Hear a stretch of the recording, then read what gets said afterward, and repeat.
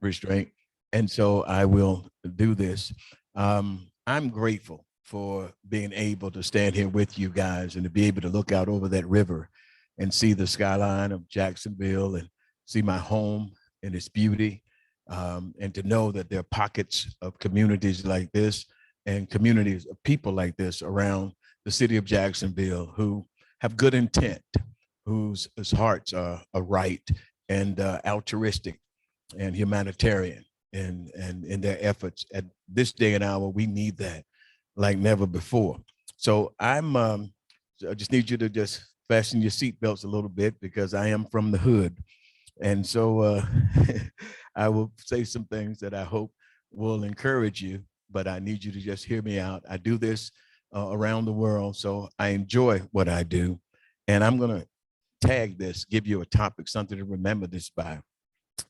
And that topic is, hey, I think I might be a Rotarian. When Attorney Harris mentioned to me a few years ago, and he's here, one of the dearest friends that I have on this planet, about the possibility of speaking at a Rotary luncheon, to be honest, I said like, no, man, you got the wrong one. Come on, me? How could a little Northwest Quadrant proletarian like me be given platform by the business savvy, highfalutin intellectual giants of the bourgeoisie? You can laugh if you want to, but that was my perception of the Rotary Club. You gotta have to understand me and roll with me because I clean up well. But like I said, I grew up in the hood. My maximum service to my community back in the day was the Scouts. A Scout is trustworthy, loyal, helpful, friendly, courteous, kind, obedient, truthful, fit, brave, clean, and reverent. I knew about civic organizations growing up, Kiwanis, the Lions Club, Shriners, and Rotaries. I knew about them. So for me to be speaking at a Rotary function of any sort in my own city is nothing short of a miracle if you guys really knew my story. So thanks to everyone that made this possible. I want to say thanks to my mom for giving birth to me. I also like to thank the Academy, especially right about now.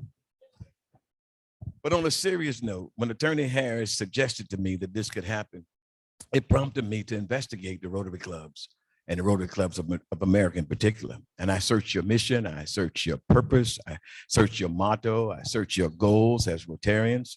And to my surprise, I literally was blown away and blessed though at the same time because I discovered something. I discovered that your mission is literally my mission, that your purpose is really my purpose, my raison d'etre, my reason for being, that your motto is my motto, and that your goals as an organization are my actual written and established goals as a Christ follower and a leader in our community, as well as in other parts of the world. I thought hard about it, and I said, here's why I'm so blessed. I've spent the last 38 years serving my community, promoting integrity, advancing goodwill, promoting peace, and developing a proper worldview to help combat the ills of our society.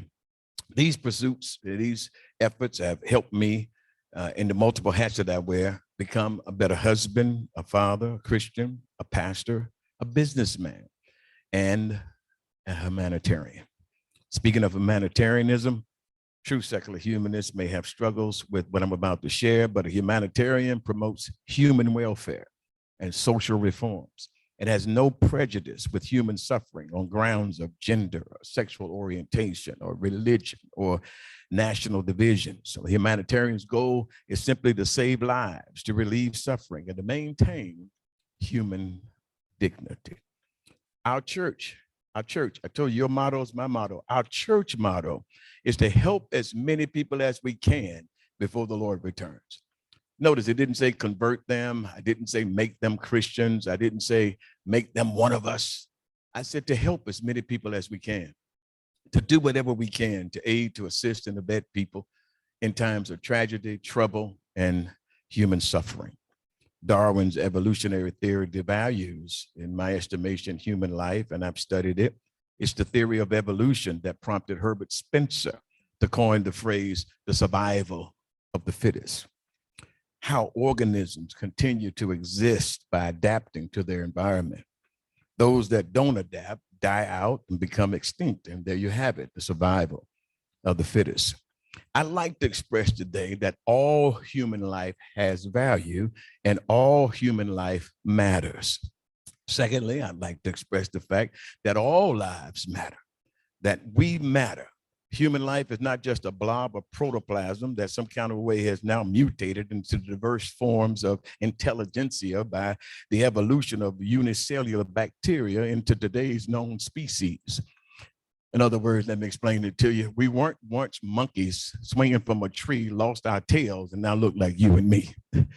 I really don't believe that we have evolved that way simply because we are valued and our lives have value. I'm one of many who believe that God created man in his likeness and in his image. The way humanity is valued is based on creation. And I believe that everything that God made was good, except for the fact that it was not good. He said that man should be alone. So I believe that man is made for interaction. I was a sociology minor at University of Tennessee, and I learned quickly that sociology is the study of human interactions, how we get along with each other, how we relate to each other. Life is full of mores and norms and things that we adapt to and things that we create as we learn how to integrate our lives together. We were made to be social creatures, to have social gatherings, to be able to come together like this. Now remember humanitarianism, because humanitarians seek creative ways that they can assist in eliminating conditions in our world and our communities, and those things that cause human suffering to people everywhere. The humanitarian efforts that are going on in Ukraine right now, even the Red Cross, as they're seeking to try to get in and find what they believe to be bodies and ailing people, people that are afflicted and wounded, being stopped and trying to find other avenues to get in there, risking their own lives. Those type of efforts make us human because lives mean something. I never saw it so clearly than I did in the last 2 years of this pandemic. We as a church, as a local body, as a ministry to our community, we decided that we would offer humanitarian relief to those in need in our community. And as a result of the times that we were in, it wasn't the most popular decision to make. I have a pretty large workforce in our church of over thousands, and we have developed outreach efforts over the years. And during the pandemic, even the civil unrest, we took on the roles of first responders, like the Red Cross, like local EMTs, firefighters. We decided to stay active, not cower and shut down our services to the community. We did this while almost every organization like ours chose to close their doors and even ceased operations. We continued with business as usual because we value life. Even our restaurant, and some of you have the privilege of eating at the Potter's House Soul Food Bistro. If we would have not served those oxtails during this pandemic, no telling what would have happened in Jacksonville. There would have been wars and rumors of wars. So people asked us, what about exposing your people to COVID at that time? I was interviewed, called by CNN, Fox, everybody. And we realized that as first responders, just like entrepreneurs, there has to be some risk taken. That's what first responders do, right? First responders risk their own lives for the safety and the rescue of other lives. I want to stop right here, and I think we owe it to them. They may not be able to see us, but they can hear us in the spirit. I just think right here that we ought to celebrate all first responders around the world who have helped us during this time of affliction. Come on, all of them who risked their lives and even lost their lives. Now, for the record, during the entire pandemic, we had, as a local church, a ministry, outreaches, no breakouts of COVID. Not in our office, not on our church staff, not in our businesses, not in our schools. I believe we were protected, watch this, guys, because we were serving. Because I believe service above self.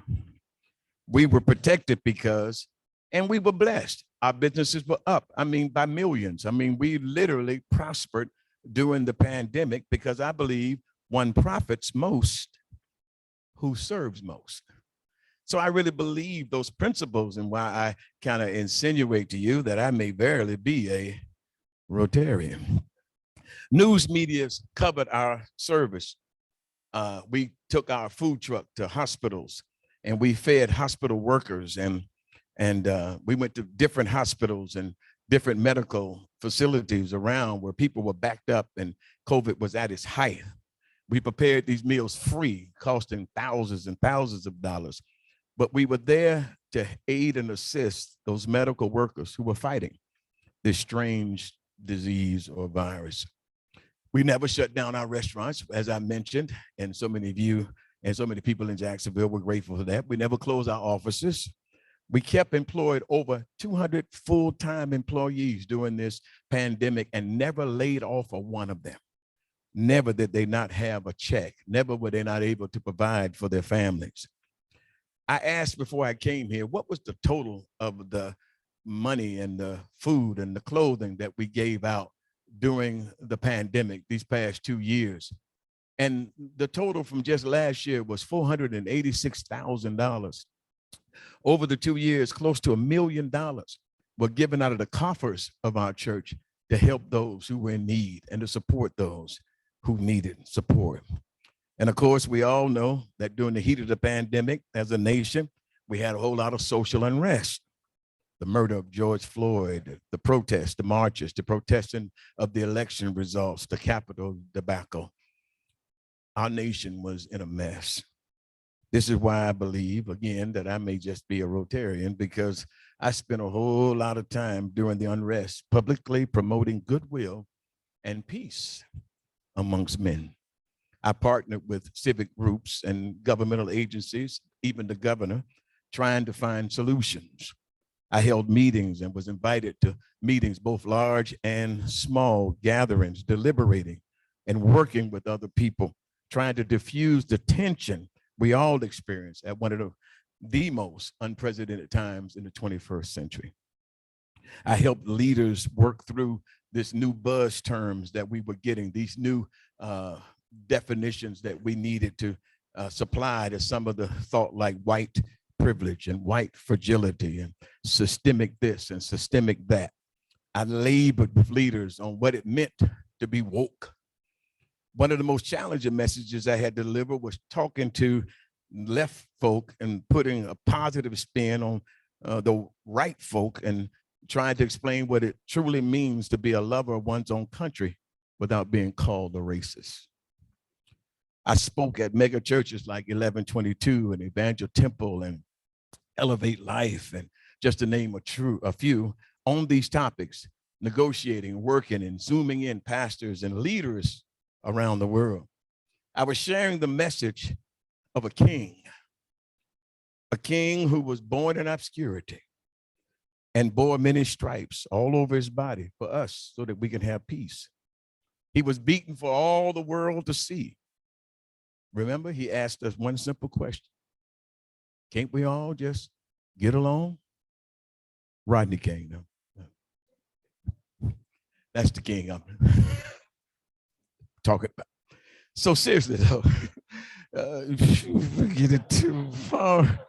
Maybe I need some people from LA around here, from South Central, somewhere, I don't know.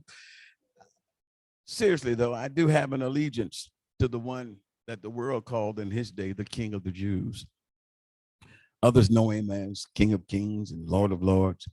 In the Hebrew, he's Yeshua HaMashiach.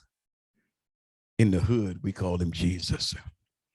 When I was growing up, my mother raised 5 boys by herself. My father was a naval officer, but he was an alcoholic. My father did 10 to 11-month tours. He was a corpsman. He was wherever the wounded was, he was there. He named me Vaughan Monroe after the big band leader, Vaughan Monroe, Racing with the Moon. He was a Tiffany player, played for Lawrence Welk, graduated Juilliard, but I never got to know him. He left when I was a little kid, only coming home once a month to make a baby and leave. But my mother, I used to think that we were moving to Bradford County. because at night I would hear her say, Lordy, Lordy, Lordy.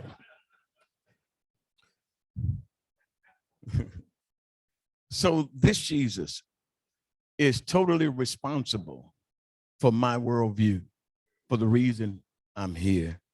It's because of what I read in the Bible about what Jesus did for others that helps me to see the world and clearly and define my role in life. He was, according to the scriptures, anointed to heal the brokenhearted, to open blinded eyes, to set captives free. That Jesus. This organization's mission, the Rotary, is likened, in my estimation, unto the golden rule, as you would have others do unto you, so you do to them. This organization mission is likened unto the words of Jesus when he delivered his message on how the people on this planet will eventually one day, according to scriptures, be judged. Matthew 25, Jesus said, when I was hungry, you fed me, naked, you clothed me. When I was in prison, you visited me. And so we use that as our mantra. We use that as our motive for doing what we do. We feed the hungry, clothe the naked, visit the jails and the prisons, the nursing homes, the hospitals, take care of the widows and the orphans, the outcasts, the disenfranchised, the homeless, the discontented, the distressed, those who don't have a wing or a prayer, those who don't have anyone, those who've been rejected, those who've been ostracized, those who are pariahs in our society because they have not. And so that motivates us to do what we do. That drives me, as you heard Ed talk about purpose-driven, and that's the purpose from what I do. It was the way that Jesus valued life. And the Bible said he was moved with compassion. He had compassion on the suffering and the hurting. And I've been following in his footsteps since 1983. And I have a front row seat to a worldview that is maybe different than a lot of people. It's summed up in the creation, the fall, and redemption, how God created everything, and then everything went awry, and then God came and fixed everything back up. And let me tell y'all this, I didn't always believe what I believe.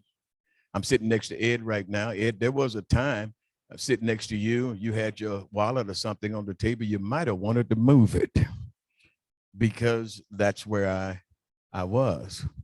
One day I experienced the reality of having been redeemed, and as a result, I think I've been a Rotarian ever since. One day I experienced this, right? At 26 years old, I had never heard a preacher preach. I'd never been through the doorways of a church building.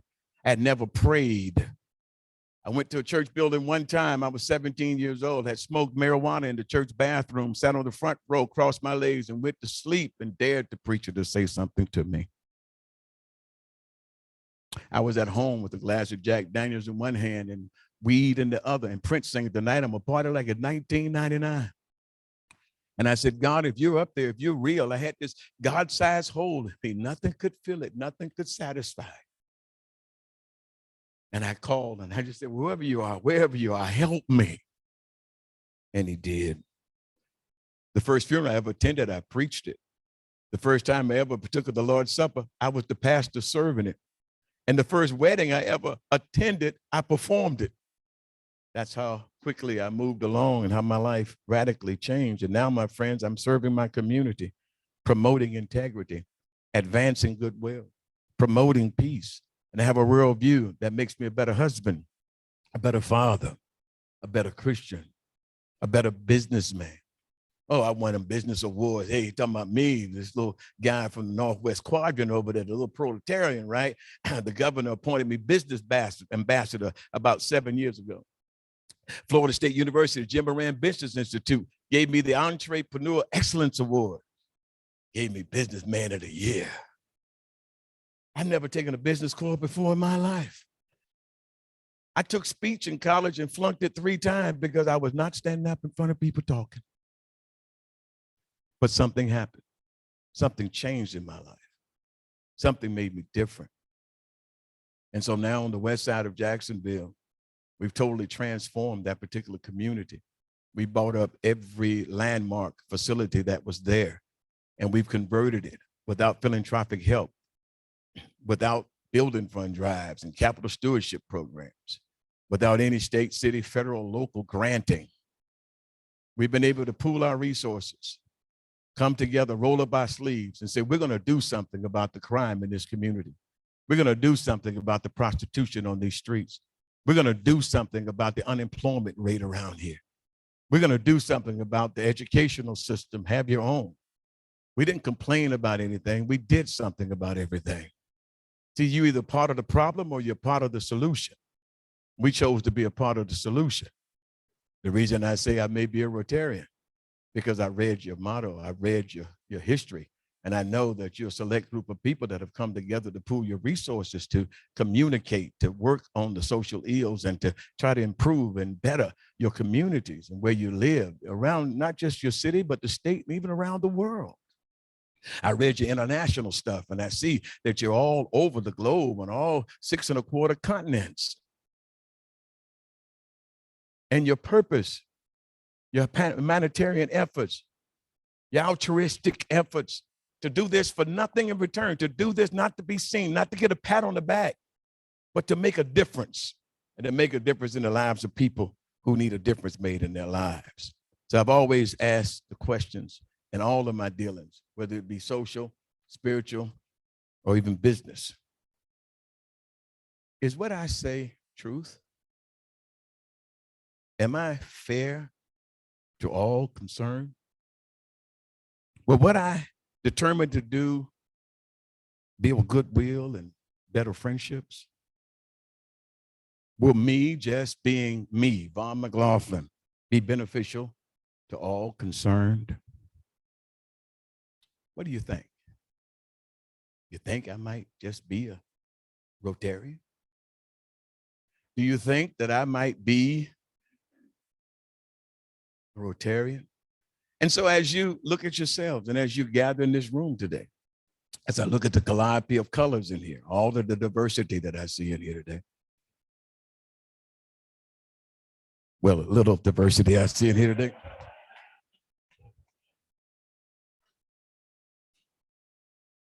I came up on the property today and I pulled out my phone and I started taking video and I started taking pictures, and I thought about it. I said, I don't need to be doing that around here, especially now that I know I'm sitting at the table with the FBI.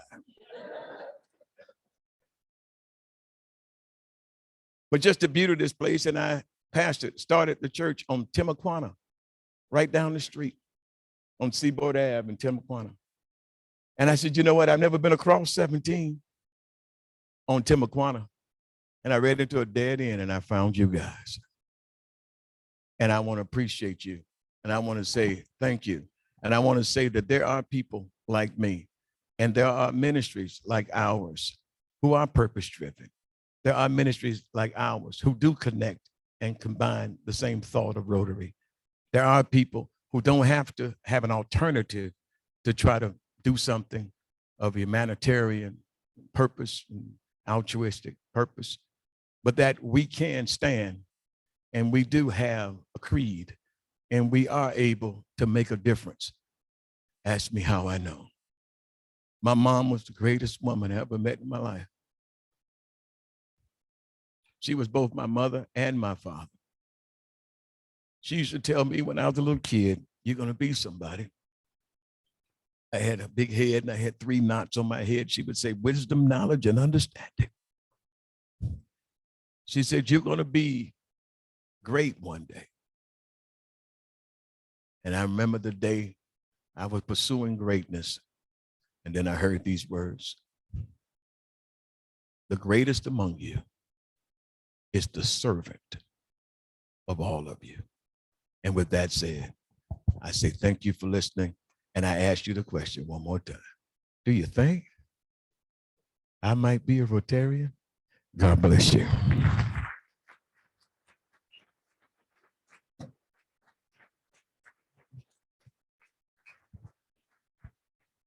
I don't think there's any question that Bishop McLaughlin is a Rotarian, and that was a wonderful, inspirational speech given to our patrons today.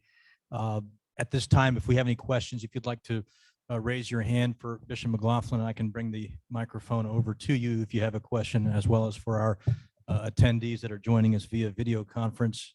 We have a question on the far corner over here. Bishop, thank you for being my compass and pointing me in the right direction, as Gigi Carroll has a That's what question I for do. you. How many students are in your school? And specifically, how many of them are high school, middle and high school aged? Okay, yeah, since COVID, we took a real big hit.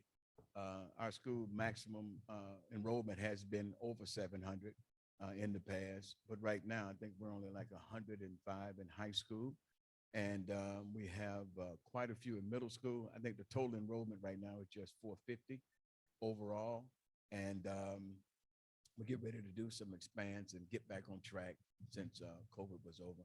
But we've had great graduating classes and folk over the years. You've heard the mention of Udoka, but we've had great academic success. We have like a 98% graduation rate, and it is absolutely wonderful.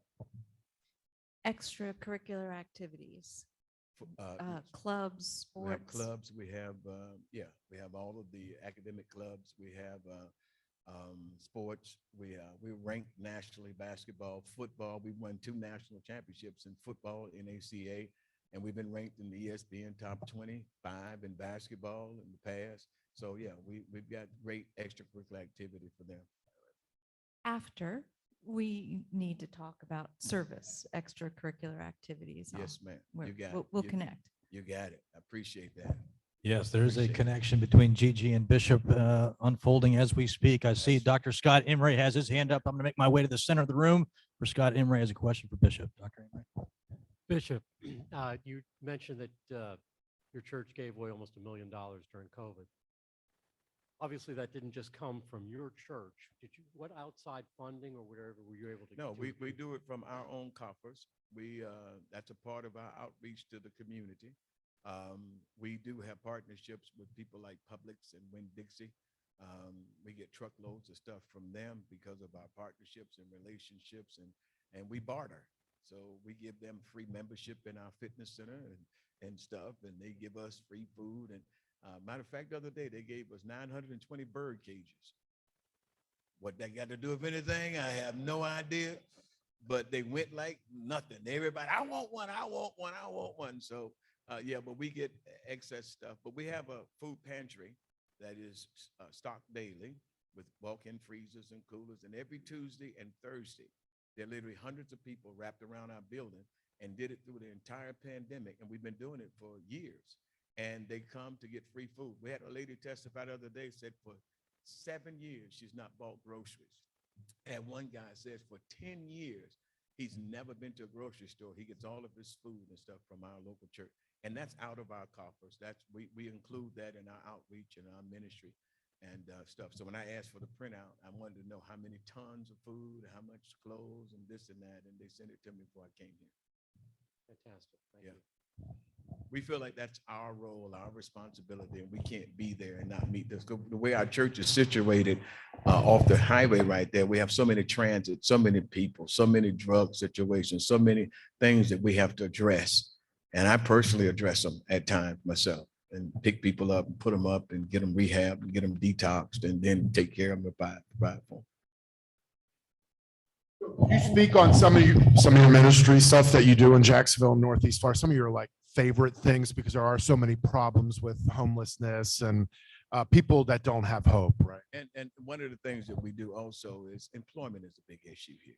So we literally employ over 200 full-time people. A lot of them are unhirables. A lot of them are ex-felons.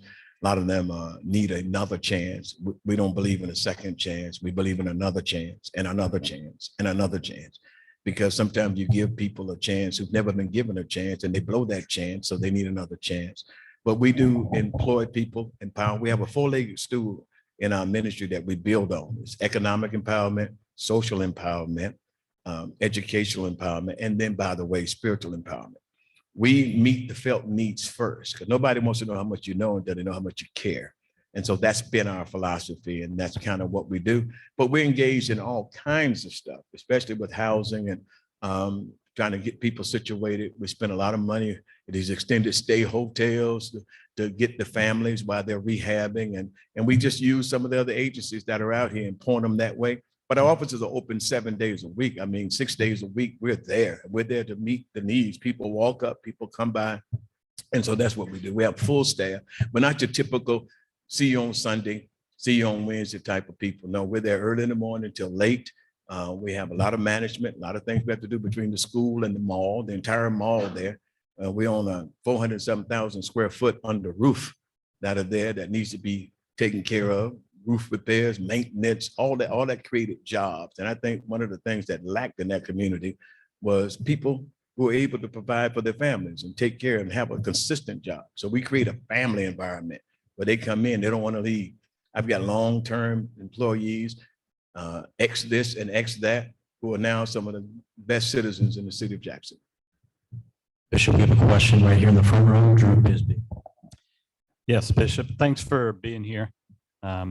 Just really impressed. You talked about one of the areas of need is employment. What are some other areas on the west side, and are you looking at other areas of town as well? Yeah, but employment on the west side. Right now, fentanyl and drugs and this stuff that's out here on the streets, real bad drug problem around there. So I just left today, Jacqueline Dowdy, who's the executive director for River Region. I used to be the chairman of the board of Gateway for years. So I work in that area. I love helping people who are substance abusers and people who are in trouble and going through. Also, the west side just needs a shot in the arm when it comes to family entertainment or something over there that can preoccupy or occupy the minds and the lives of some people. We don't have the upscale restaurants. We don't have a movie theater. You know, we don't have some of the other amenities that some of the other communities have because of the aging community that it is.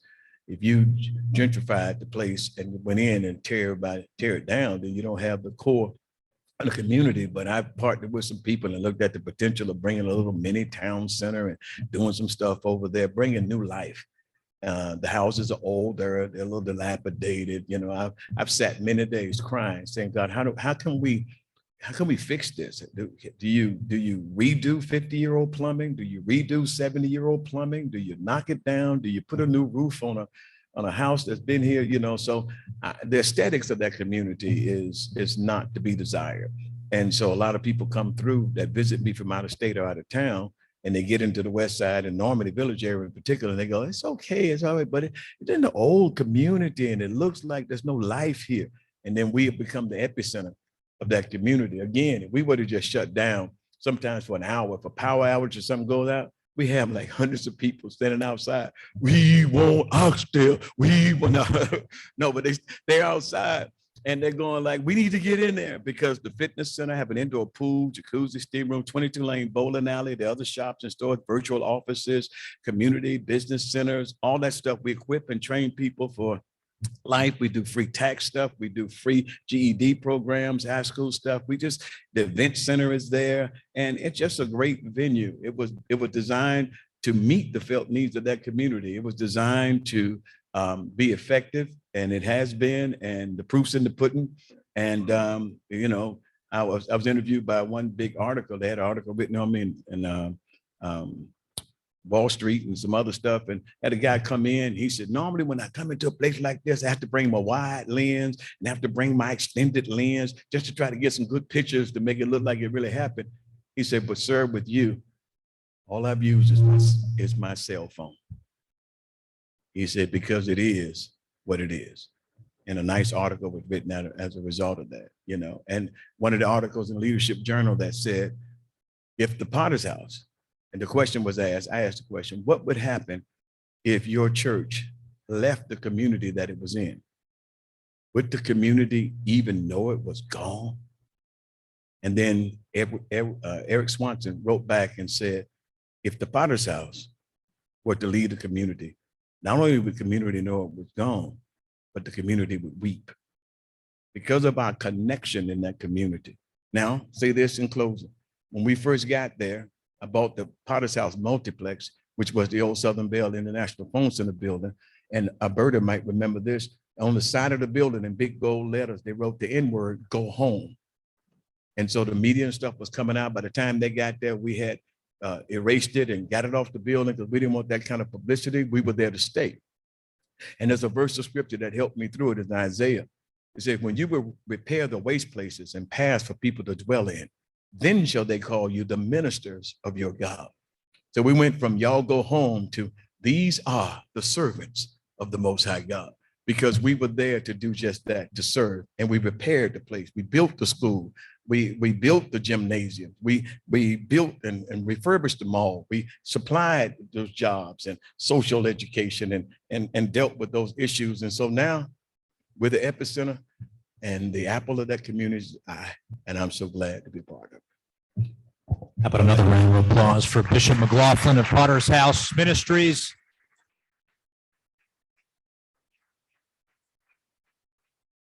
Patrons that have any questions, I ask that you stick around afterwards to interact with Bishop. President Ike, back to you.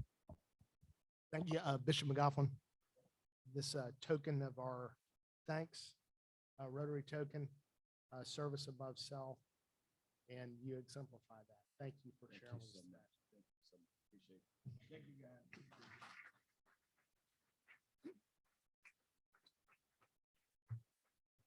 I love the question and answer portion after a speaker, and I'm sure you felt it. Gigi Carroll took you down the path, and you're going to be going to work for right after this meeting. So thank you. Thank you for your service. Really appreciate it.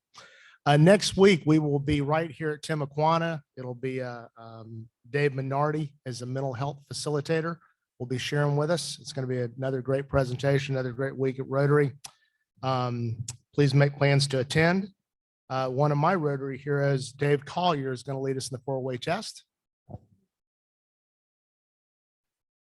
Even though the bishop did a better job of it than we usually do, please join me in repeating the 4-way test of the things we think, say, and do.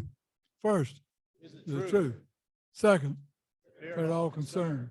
Third, we will build better friendships. And fourth, be beneficial to all concerned. The quote of the week: the best way to find yourself is to lose yourself in service to others. Mahatma Gandhi.